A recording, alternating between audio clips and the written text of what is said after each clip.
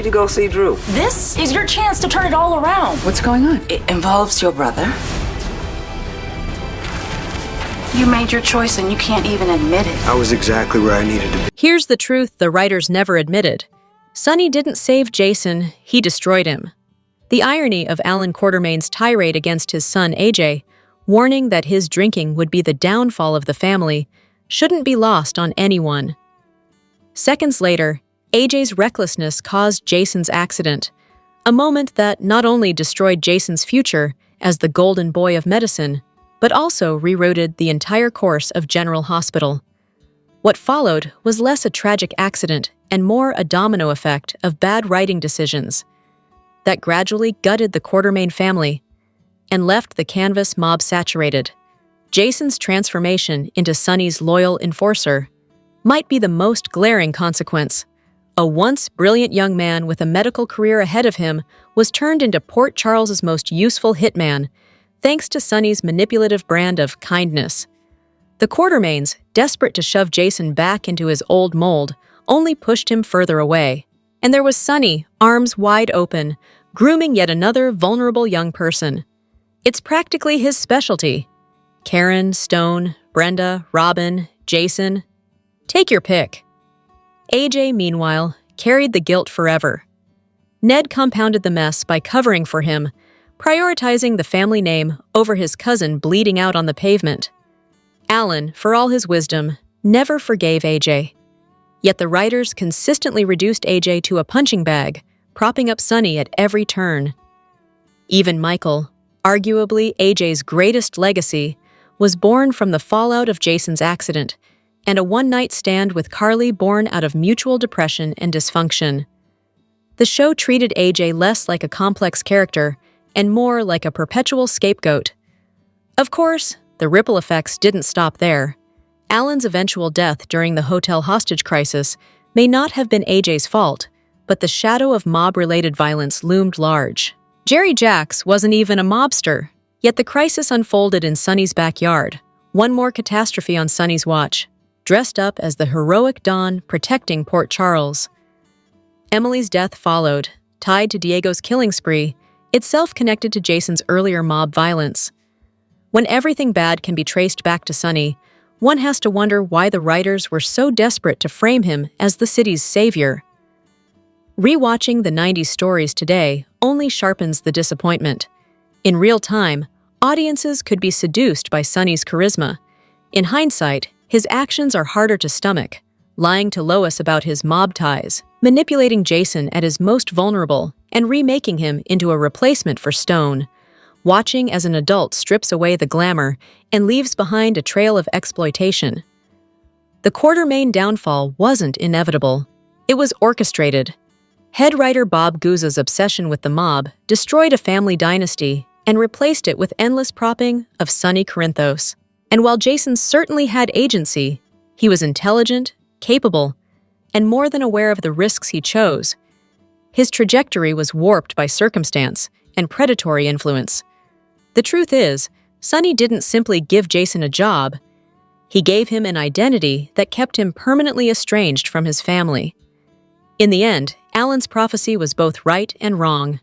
AJ's drinking may have sparked the downfall, but the real culprit was the writing that chose mob glorification over family drama. Every death, every wedge, every wasted character traces back not to AJ's accident, but to the creative decision to let Sonny Corinthos devour the narrative whole. Here's the truth no one on General Hospital wants to admit. Willow isn't a victim, she's the danger. It is long past time for Nina to abandon her well-worn role as Willow's apologist and start acting like someone who actually cares about the safety of her family. She may not have hard evidence, but she has more than enough suspicious breadcrumbs pointing to Willow's unraveling, and to Willow's likely involvement in the Daisy debacle. Nina knows Willow was late the night Daisy disappeared, that her traffic excuse didn't hold water, and that her reaction when Sasha left with Daisy was far too telling. In short, Nina has observed enough erratic behavior to realize Willow is spiraling. The character growth opportunity here is obvious. If Nina were to step forward, share her suspicions with Michael, and put concern for Wiley, Amelia, and Sasha ahead of her fragile détente with Willow. It would demonstrate maturity long missing from her arc. For once, she could act like a mother who understands that sometimes loving someone means forcing them to get help. Of course, there are obstacles. Nina exposing Willow would not magically grant her access to her grandchildren, nor would it heal her fractured relationship with Willow. Michael, ever the punitive gatekeeper, has already slammed the door on her countless times. There is also the inconvenient reality that much of the case against Willow is circumstantial guesswork. Even Dante's half-hearted investigation into traffic cameras has been conveniently dropped in favor of juicier plotlines involving murders, shootings, and Nathan's resurrection. Proof may be thin, but the case for intervention is not. The broader failure lies in the enabling chorus surrounding Willow. Michael leverages custody as punishment rather than support. Elizabeth, a nurse and supposedly a paragon of maternal instinct, looks the other way at red flags that should scream psychiatric crisis. She even excused Willow's courtroom meltdown, her violent outbursts, and her reckless behavior at work. Behavior that endangers both patients and colleagues. This is wildly out of character for a woman who has always placed her children's well-being above everything. Nina herself, with her personal history of mental health struggles, should be the first to recognize Willow's decline. Instead, she excuses it. Willow is clearly not seeking help on her own, and left unchecked, she remains unsafe, not just for herself, but for those around her. Exposing her role in Daisy's disappearance could finally force a reckoning. It wouldn't be punishment, it would be salvation. But no one seems willing to push for it. Michael wallows in grief and grudges. Elizabeth shirks her duty as both friend and medical professional, and Nina hides behind the facade of maternal loyalty. If Nina truly loved her grandchildren, she would want them shielded from instability. If she truly loved her daughter, she would want her in treatment. If she truly loved Sasha, she would not leave her in perpetual fear for Daisy's safety. Instead, Nina once again risks being written as the mother who enables dysfunction, whether it's Charlotte's bullying, Nell's crimes, or now Willow's collapse. The writers dangle a rich possibility here. Nina breaking her toxic pattern and choosing tough love. Will she? Or will she once again sacrifice logic, morality, and motherhood at the altar of denial?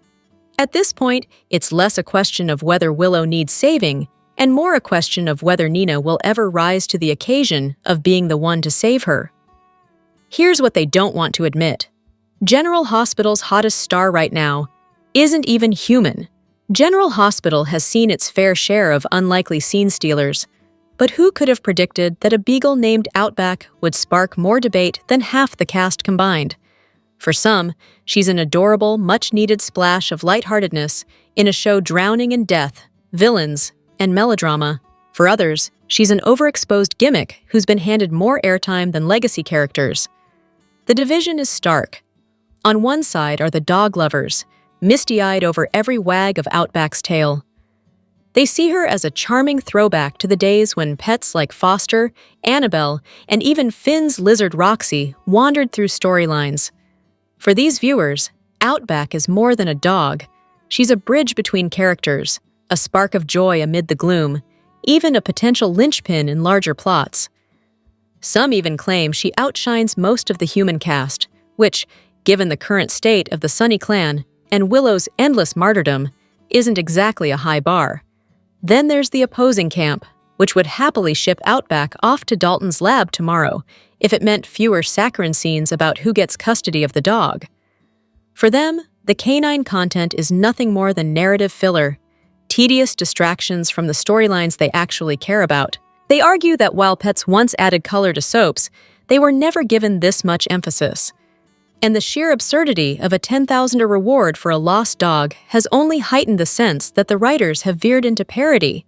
Caught in the middle is Cody, the show's resident hot dumb guy, whose every interaction with Outback is meant to sell the audience on his heart of gold.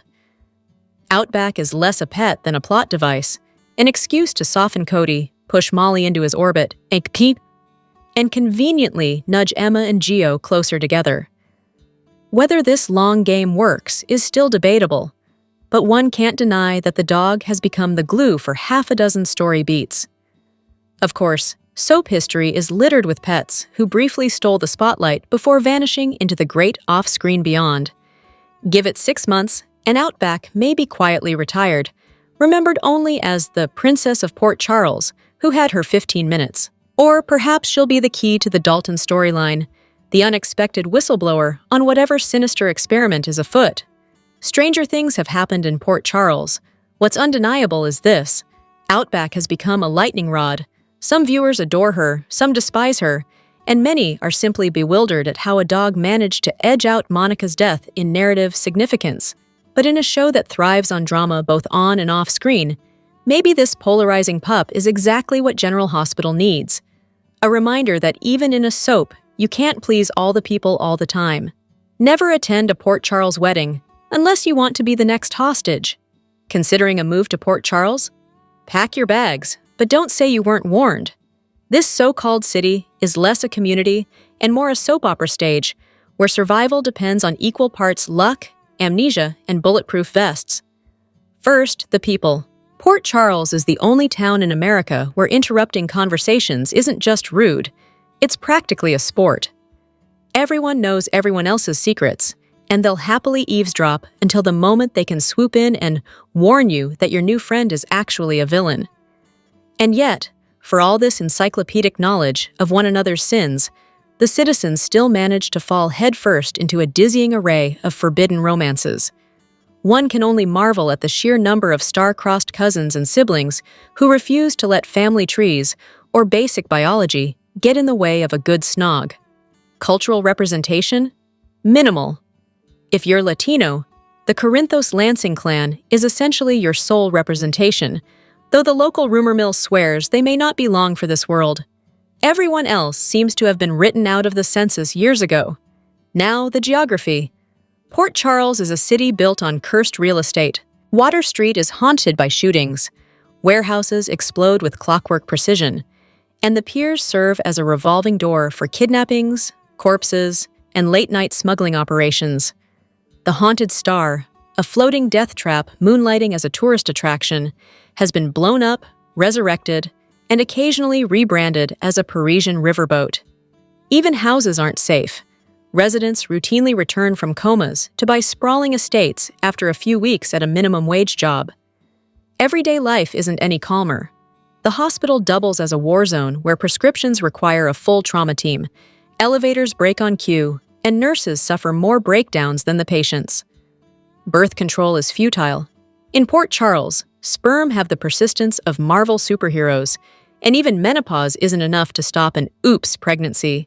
Funerals, weddings, and galas are social death traps where disaster is guaranteed. Career opportunities? If you're not a doctor, lawyer, or mob-adjacent entrepreneur, good luck. The Quartermaines control half the city without anyone knowing exactly what their family company does. Apply at your own risk. They need everything from cooks to security guards who can prevent children from opening the front door to kidnappers. And yes, the mob has its own HR department. Pozzulo's is always hiring. Leisure activities? Coffee.